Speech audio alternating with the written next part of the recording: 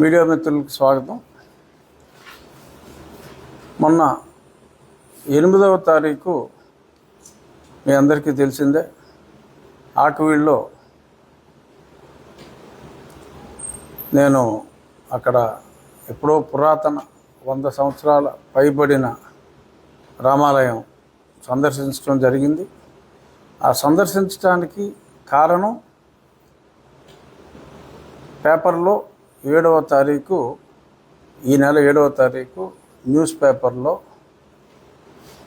రామాలయం వార్త సాక్షి వైఎస్ఆర్ కాంగ్రెస్ పార్టీకి చెందిన పత్రిక అయిన సాక్షిలో రఘుకుల తిలక రారా అని పాటలు పాడుకుంటారు, కానీ రాముణ్ణి కాపాడుకోవటానికి రఘురాముడు ఏడి అనే విధంగా ఒక పెద్ద శీర్షికే అక్కడున్న ఆ దేవాలయం ఫోటోలు, రాముని కొంచెం దెబ్బతిన్న సీతారామ లక్ష్మణ ఆంజనేయ స్వామి విగ్రహాలు అన్నీ కూడా అక్కడ చూపెట్టడం జరిగింది.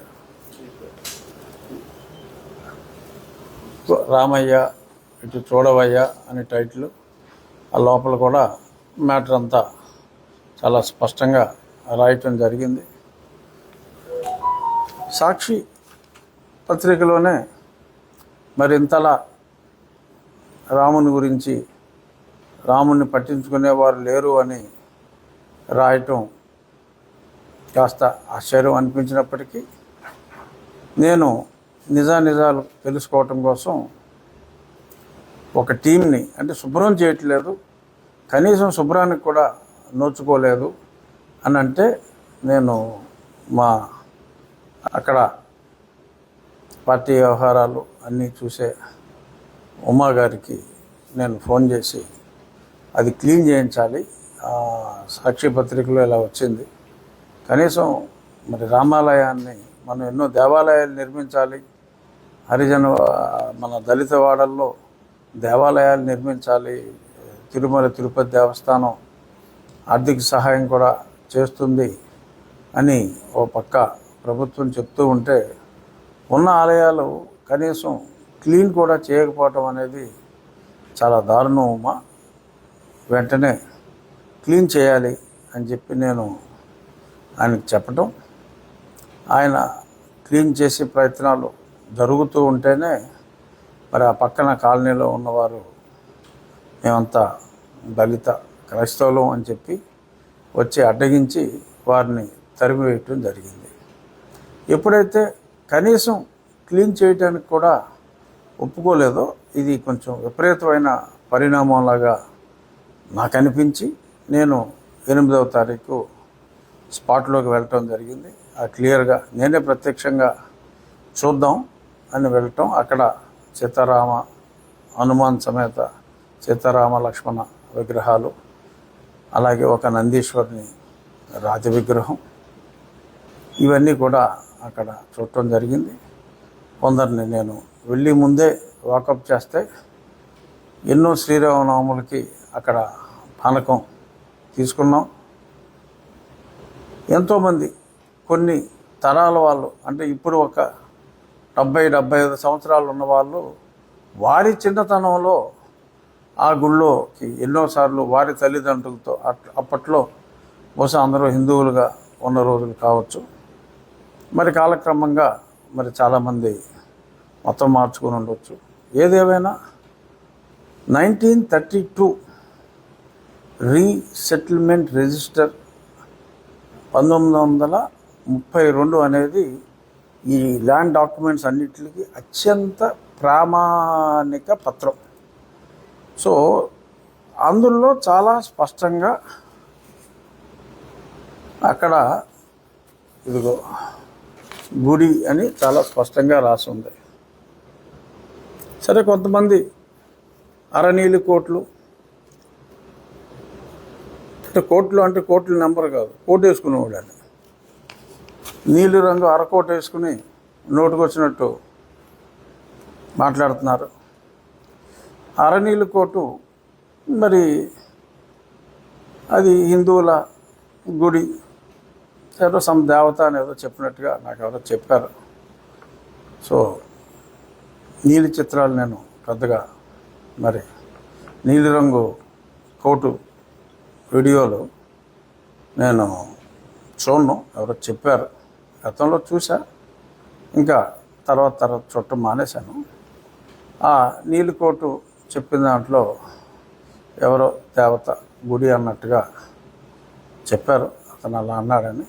ఏదైనా గుడి అంటే చర్చ్ కాదు, గుడి అంటే గుడే. సో అక్కడ విగ్రహాలు ఉన్నది, రాముల వారి పురాతన విగ్రహాలు ఉన్నాయి, నందీశ్వరుని విగ్రహం కూడా ఉంది. సో అక్కడ దేవాలయ పునర్నిర్మాణం జరగాలి అని చెప్పి ఆ ప్రాంతంలోనే ఉన్న రామభక్తులు కోరుకున్నారు. ప్రభుత్వ పాలసీకి కూడా ఇది అనుగుణంగా ఉంది. రాముని దేవాలయం ఆరు హిందూ దేవాలయం ఉన్న ప్రాంతంలో కనీసం శుభ్రం కూడా చేయటానికి వీల్లేదు, అక్కడికి రావటానికే వీల్లేదు. ఈ ప్రాంతం అంతా వారి జాగీర్లాగా మరి ఒక సామాజిక వర్గం అలా మాట్లాడి ఇతర సామాజిక వర్గాల ఆర్ ఇతర మతానుచారాలు పాటించే వారి మనోభావాలు దారుణంగా దెబ్బతీసేలా మరి ఈ రకంగా మాట్లాడటం అనేది అది ఎట్టి పరిస్థితుల్లో సమంజసం కాదు. మరి మీరు చూసుకుంటే ఆంధ్రదేశంలో సుమారు మన ఒక స్టాటిస్టిక్స్ కూడా వచ్చినాయి. ప్రభుత్వ అనుమతితో నిర్మించిన చర్చిలు కేవలం 6,000, అనుమతి లేకుండా ఉన్న క్రీస్తు ప్రార్థనాలయాలు సుమారు 30,000 పైచిలు. సరే, నేను ఆ వాదనలోకి వెళ్ళాల. ఇప్పుడు ఆ పర్మిషన్ లేనివి ఏం చేయాలి? మరి చుట్టూ హిందువులు నివసిస్తున్న ఆ ప్రాంతాల్లో గృహం అని చెప్పి ఇంటికి పర్మిషన్ తీసుకుని మరి అక్కడ సడన్గా మైకులతో మొదలుపెట్టి మరి మత వ్యాప్తి చేస్తున్న వారి గురించి నేను మాట్లాడదలుచుకోలేదు. కానీ ఇలా ఉన్న దేవాలయాన్ని పరిశుభ్రం చేయటానికే వీలు లేదు అని చెప్పి మరి ఆ రకంగా వెర్రితలలు వేసే విధంగా పరిణమిస్తే నేను డెఫినెట్గా నోరు మూసు కూర్చొని ఉండొచ్చు. కానీ ఆ ప్రాంతాల్లో అనుమతి లేకుండా హిందువుల నివాస ప్రాంతాల్లో చాలా చోట్ల దేవాలయాల అనుమతితో నిర్మించిన దేవాలయాల పక్కన అనుమతులు లేకుండా ఉన్న ఈ చర్చిల ఉనికిని నా నోరు మూసుకుని నేను ఉండొచ్చు. నీలి కోట్లను చూసి భయపడిపోయి నేను నోరు మూసుకుని ఉంటే ఉండొచ్చు. అరనీలి టోటల్ నీలి కోట్లు చూసి అంటే వాళ్ళు ఊహించుకుంటూ ఉంటారు కదా నేను భయపడిపోతానని. నిజంగానే భయపడిపోయి అనుకుందాం ఫర్ సపోజ్. కానీ ప్రజలు అందరూ ఈ అరకోటికి ఫుల్ కోటికి భయపడరు కదా, మరి వాళ్ళ రియాక్షన్ ఉండొచ్చు కదా. సో ఇలా ఇతరుల మనోభావాల్ని దెబ్బతీయటం అనేది సమంజసం కాదు అని చెప్పి నేను తెలియచేస్తూ, ఇప్పుడు ఆకువీడు ఉండి నియోజకవర్గం సస్పెన్షన్లో ఉన్నాడు. ఏంటి సంబంధం? క్రైస్తవుల సమస్య. అతను క్రైస్తవుడు కాదు అంటున్నాడు. క్రైస్తవులు కాని వాడికి సమస్య ఏంటి? ఎందుకంటే వాళ్ళు వీడియోలో చెప్పారు కదా, మేమందరము క్రైస్తవులము, ఎచ్చడ హిందువు లేడు అని చెప్పారు కదా. మరి చెప్పినప్పుడు మరి అతను సరే ఎనీహో అతని గురించి మనకి అనవసరం. నేను చెప్పేది ఏంటంటే ఈ సంఘటన జరిగిన తర్వాత నేను టీటీడీ సహకారంతో నిర్మిస్తాం అని చెప్పిన తర్వాత నాకు 100 మందికి పైగా ఫోన్లు చేశారు, కొన్ని వేల మెసేజ్లు వచ్చినాయి. సోషల్ మీడియాలో కామెంట్స్ రూపంలో అయితే కనీసం 1,00,000 కామెంట్స్ ఉంటాయి. 5,000 10,000 వ్యూస్ ఉన్న ఛానల్లో కూడా ఈ వార్త లక్షల్లో, 6 లక్షలు, 7 లక్షలు, 8 లక్షలు, 2,000, 3,000 కామెంట్స్ ఈ రూపంలో ఎవరైనా చదువుకోవచ్చు. అది నెట్లోనే ఉన్నాయి. మీరు మన భక్తుల సహకారంతోనే అయోధ్యలో రామ మందిరం నిర్మించినట్టుగానే ఇక్కడ ప్రభుత్వ సహాయం లేకుండా భక్తుల వితరణతోనే ఆ దేవాలయం నిర్మిస్తే బాగుంటుంది రాజుగారు అని చెప్పి ఎంతోమంది నాకు చెప్పారు.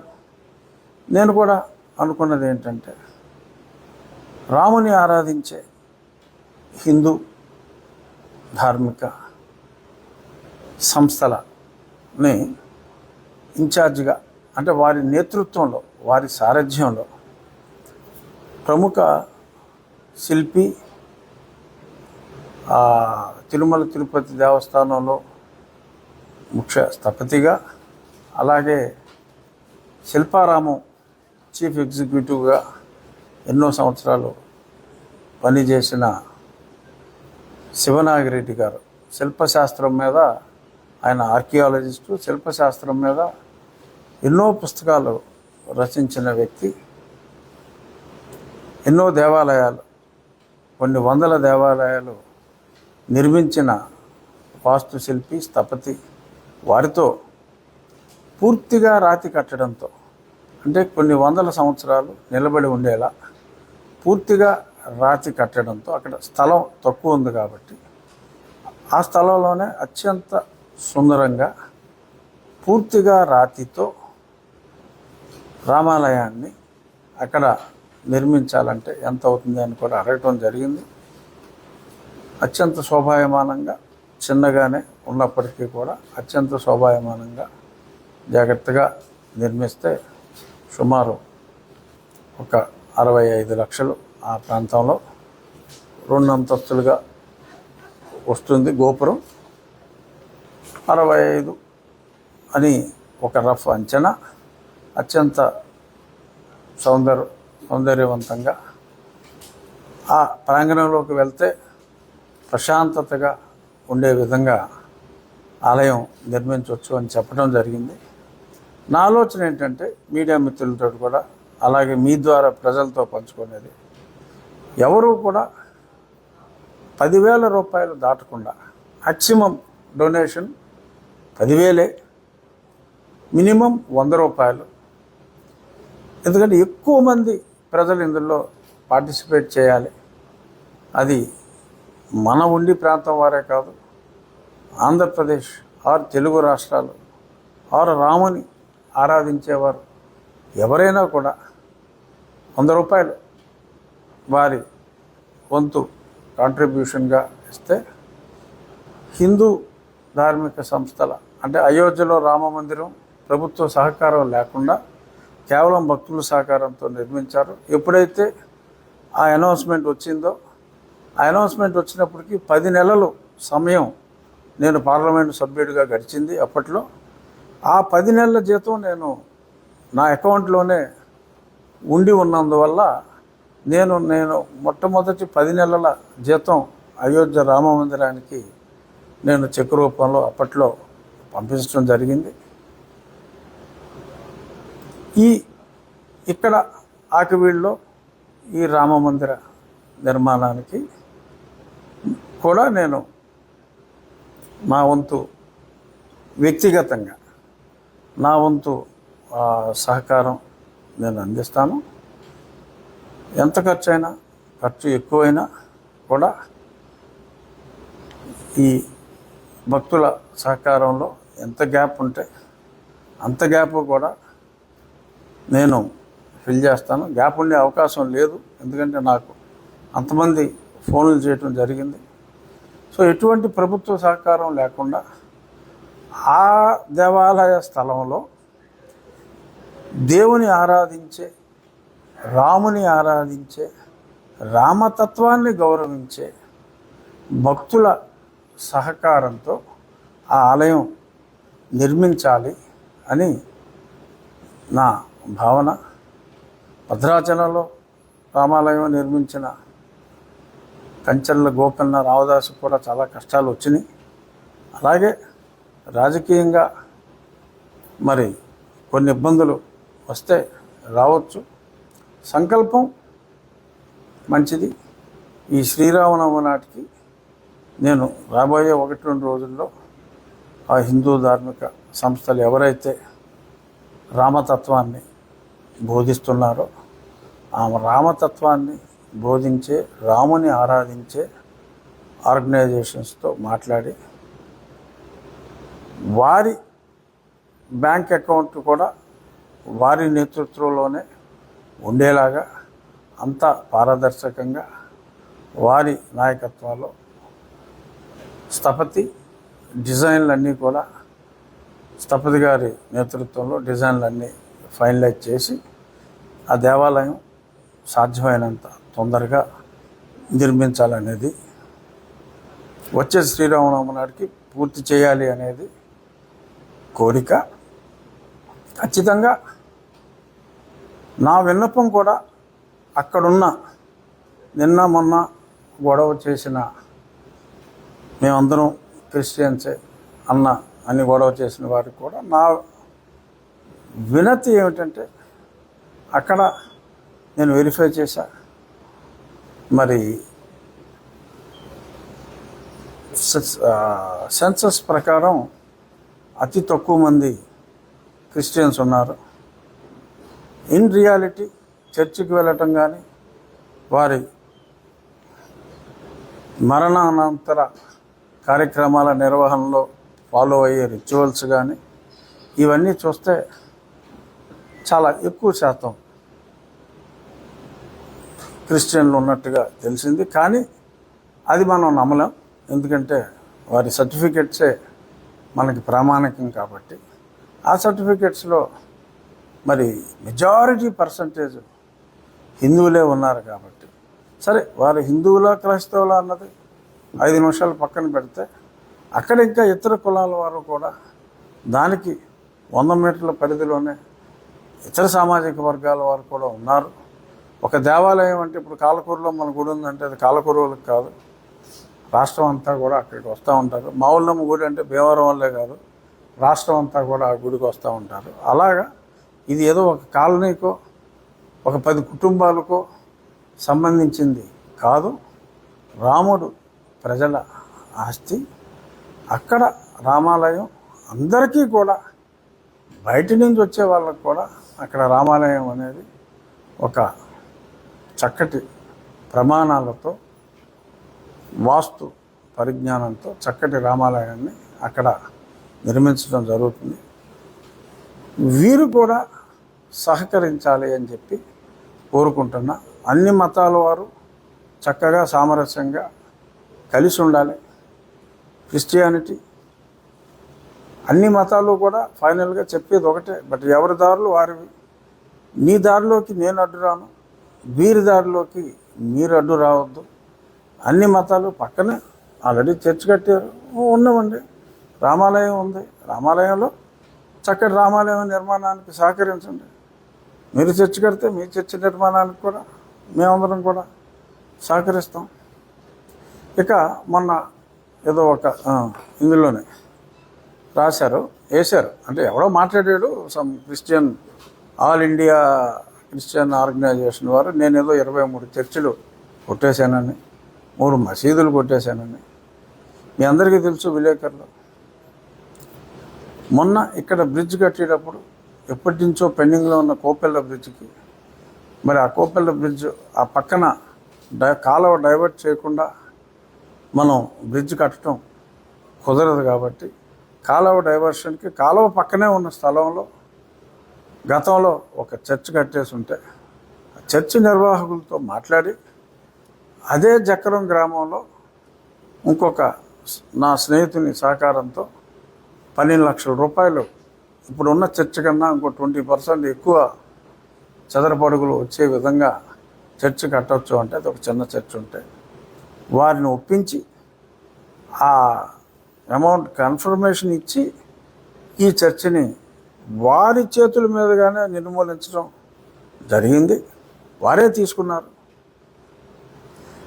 ఇంకా ఒక 2 అతి చిన్న పేరుకి చర్చ్ కానీ కొన్ని 2 షెడ్లు కాలువ మీద కర్రలేసేసి ఆ కాలువ మీదే చర్చ్ లాంటి నిర్మాణం జరిగినప్పుడు వాటిని కొన్ని వందల గృహాలు కూడా మరి ప్రజలకి తాగునీరు సాగునీరు అందాలి అంటే కాలువల పూడిక కరెక్ట్ కాదు కాబట్టి ప్రజలందరి సహకారంతోనే ఒక 2-3 మినీ చర్చి లాంటి నిర్మాణాలని ఇతర ఇళ్ళలాగానే తొలగించడం జరిగింది. సో ఆ 3 చర్చిల్ని 23 చర్చిలు చేశారు వారు. మసీద్ అనేది అసలు ఎక్కడా కూడా వారు ఈ రకంగా అక్రమ నిర్మాణాలు చేయలేదు. ఉండిలో ఒక మసీదు పక్కన కాలువ గట్టుంటే ఆ రోడ్లు ట్రాఫిక్ ఎక్కువైంది.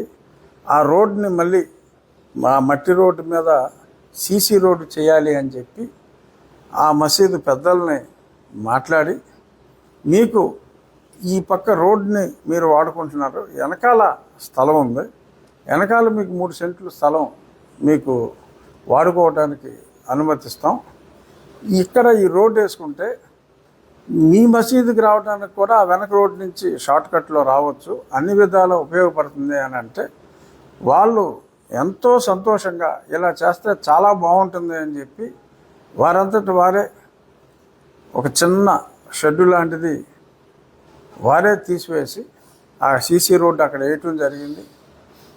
ఆ ముస్లిం సోదరులు కూడా ఎంతో సంతోషం వెలిబుచ్చి నన్ను అక్కడికి పిలిచి నాకు సన్మానం కూడా చేశారు ఆ మసీద్ దగ్గర. ఆ ఫొటోస్ కూడా ఉన్నాయి. మరి అంత అన్యోన్యంగా ముస్లిం సోదరులతో ఉన్నాం. క్రిస్టియన్ సోదరులతో కూడా విభేదాలు ఏమీ లేవు. వారిని కన్విన్స్ చేసి ఆ చక్రం ఉంది, మీరు కూడా విలేకరులు వెళ్ళి కనుక్కోవచ్చు. ఈ రకంగా నేను చేస్తూ ఉంటే రాజకీయం చేయడం కోసం సస్పెండ్ అయిన అధికారులు కొందరు ఇక్కడున్న వీళ్ళతో కలిసిపోయి, ఎవరో ఇస్మాయిల్ అని ఒక అతను తరచుగా గొడవ చేస్తున్నాడంట, వీళ్ళతో కలిసిపోయి ఎక్స్టర్నల్ శక్తులు ఇక్కడ ప్రవేశించి జనాల్లో లేనిపోని కలతలు సృష్టించి ఆ కలతకేదో నేను కారణమైనట్టుగా నేను తీసుకుంటున్న ఈ ప్రో రామా స్టాండ్ వలన అరకోటుకున్న ఒకళ్ళిద్దరు కార్యకర్తలు బహుశా వాళ్ళేదో గతంలో మా కూటమికి ఓట్లు వేసినట్టు ఇప్పుడు ఆ 1-6 ఓట్లు మేము వెయ్యమని చెప్పి బెదిరిస్తున్నట్టు మాట్లాడుతున్నట్టుగా అర్థమైంది. అర్థమైన వాళ్ళు 99% ఉన్నారు. అర్థం చేసుకున్న వాళ్ళు 1-6% ఉన్నా దానికి ఇటువంటి వాళ్ళ ట్రాప్లో పడితే మనం చేయగలిగేది ఏమీ లేదు. విజ్ఞత కలిగిన ప్రజలు ఏ మతం వారైనా సరే పారదర్శకంగా వ్యవహరిస్తున్న నా తీరుని ఇక్కడికి వచ్చి ప్రత్యక్షంగా మీరు తెలుసుకోండి తప్ప అరనీలి కోటు పూర్తి నీలి కోటు పేలే అవాకులు చవాకులు నా నియోజకవర్గం వరకు వచ్చి ఇక్కడ జరిగిన అభివృద్ధి ఏమిటి, ప్రజల అభిప్రాయం ఏమిటి, ఎవరో ఒకళ్ళిద్దరూ వాళ్ళ దగ్గర పేమెంట్లు తీసుకుని మాట్లాడే వాళ్ళ గురించి మాట్లాడే స్థాయి కూడా నాది కాదు. సో నేను అత్యున్నత రాజ్యాంగ పదవిలో ముఖ్యమంత్రి చంద్రబాబు నాయుడు గారు నన్ను నియమించారు కనుక ఇంతకు మించి నేను నా స్థాయికి తగ్గి వేరే వ్యక్తుల గురించి నేను మాట్లాడకూడదు. జస్ట్ ఒక హింట్ ఇచ్చాను, ఈ కుట్రలో మీరెవరో భాగం కావద్దు. ఎక్స్టర్నల్ ఫోర్సెస్ ఇక్కడ కుట్ర పన్నుతున్నాయి. అక్కడ ప్రజల సహకారంతో అత్యంత సుందరంగా పూర్తిగా రాతి కట్టడంతో చక్కటి రామాలయం, అంటే అయోధ్యలో నిర్మించింది పెద్ద రామాలయం, ఇక్కడ ఒక చిన్న రామాలయం 65 లక్షల రూపాయల సుమారు ఖర్చుతో ప్రజల సహకారంతో ఆకివీడులోనే అదే ప్రాంగణంలో నిర్మిస్తాం. దానికి మరొక్కసారి అక్కడున్న ప్రజలు, వారు క్రైస్తవులు కావచ్చు, హిందువులు కావచ్చు, ఏ కులం వారైనా కావచ్చు, అందరి సహకారం కూడా ఉంటే బాగుంటుంది అని తెలియచేస్తూ వచ్చే శ్రీరామనవమి నాటికి అక్కడ రామాలయంలో తప్పకుండా మనం ప్రార్థనలు చేయగలము అని చెప్పి ఆశిస్తున్నా. ఏమన్నా ప్రశ్నలు ఉంటే అడగండి. ఈ ఆర్ఎస్ఆర్ చూపెట్టాను క్లియర్గా. ఇగో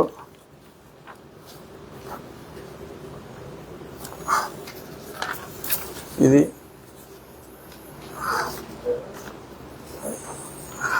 ఈ చెయ్యి సరిగ్గా పనిచేయట్లా.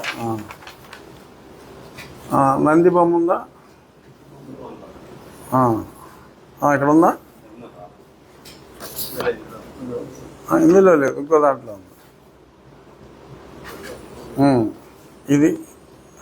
ఇది కూడా మనం క్లీన్ చేసిన తర్వాత ఆ తర్వాత చాలా డాక్యుమెంట్స్, ఇది 1991లో డాక్యుమెంటు. ఆ డాక్యుమెంట్లో కూడా ఉత్తరం రామాలయం డాక్యుమెంట్లో ఆ ఏరియాలో ఉన్న డాక్యుమెంటు ఎవరైతే హా అన్నారో బహుశా వాళ్ళ డాక్యుమెంట్ అనుకుంటాను. వాళ్ళ డాక్యుమెంట్లోనే పక్కన ఉన్నది రామాలయం అనే ఉంది. సో ఇదిగోండి, ఈ పక్కనే నంది కూడా ఉంది. సో అంచేత నిజాలు ప్రజలకు తెలియాలి అనే ఉద్దేశంతో ఇది చూపెట్టడం జరిగింది. ఖచ్చితంగా అక్కడ ఒక చక్కటి రామాలయం టీటీడీ ఫండ్స్ అని అనుకున్న ముందు. సో టీటీడీ కూడా కాకుండా డైరెక్ట్గా ప్రజల కోరికపై ప్రజల సహకారంతోనే ఎక్కువ మంది ఇందులో పాలు పంచుకునేలాగా, అంటే భక్తులు ఎక్కువ మంది పాలు పంచుకునేలాగా ఈ మందిర నిర్మాణం జరుగుతుంది. మత సామరస్యం వెళ్ళి విరియాలి అనేది నా ఆకాంక్ష.